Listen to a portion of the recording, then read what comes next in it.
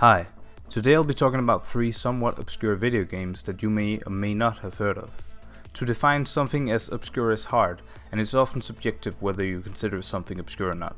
So you might have heard of these games and you might not have. If you have, I hope you'll still enjoy this video and that at least it will leave you thinking, and that's all we need. The first game is called No Players Online. So No Players Online is a game developed by 2 students at a Belgian university. It was developed for the haunted PS1 jam, which is a game jam where developers create horror games using PS1 style graphics. No Players Online is a first-person shooter game that puts the player in an abandoned arena shooter, much like an empty server in Quake. You're the only player left to explore this game, and as you do, the game slowly changes into something a lot scarier. I won't give away the full plot, but the game is very short in itself, and I suggest you go play it to find out what it hides underneath the surface. No Players Online uses the concept of liminal spaces to create an unnerving setting. Liminal spaces are a place of transition or transformation.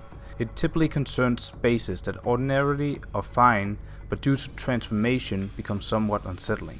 Or in other words, places that just feel off. A good example of this could be a school. When it's daytime and it's full of students, it seems like the most ordinary place in society. But if you walk the halls in the evening over a winter break, the place completely changes, and a certain feeling of unease can wash over you. These liminal spaces can be both exciting and terrifying, filled with unknown dangers, unexpected revelations, and a feeling of being out of control.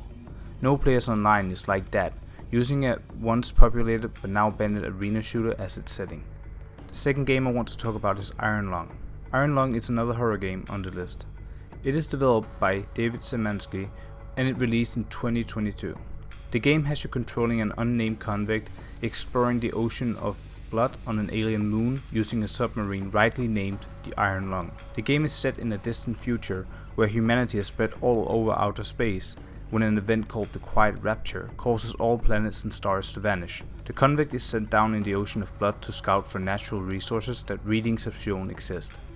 The game periodically shows various nodes of strange objects swimming around in the ocean, and that is all I'll reveal. The rest you should find out for yourself. It has an incredibly scary atmosphere, and you might not want to step on board of a submarine, should you ever get the chance to, after playing this game. The Iron Lung is named after the device used to stimulate breathing for people suffering from polio or botulism. It is essentially a mechanical respirator which uses negative pressure to help a person breathe. Now the last game I want to talk about is Nabacular Drop. Nabacular Drop is a puzzle platform game designed by some American game development students as their senior project. In Nabacular Drop, you play as Princess No Knees and must traverse levels filled with enemies and obstacles. The princess is held in a sentient elemental creature called Wally, and you quickly find out that you can use your portals to manipulate the environment and solve puzzles. As the other games on this list, it is a rather short game, and what makes this game unique is its innovative use of portals, which allows for creative ways to navigate the levels. And you might be thinking right now, that sounds awfully familiar, and there's a reason for that. Nabacular Drop is what outright inspired the video game series Portal after Gabe Newell saw the game. An employee at Valve had heard about the game and invited the developers to come to Valve and show them the game, and Gabe Newell just outright employed all the students on the spot. He liked it so much that he gave them their own project. That project went on to be Portal, which utilizes the Portal concepts in the Source engine.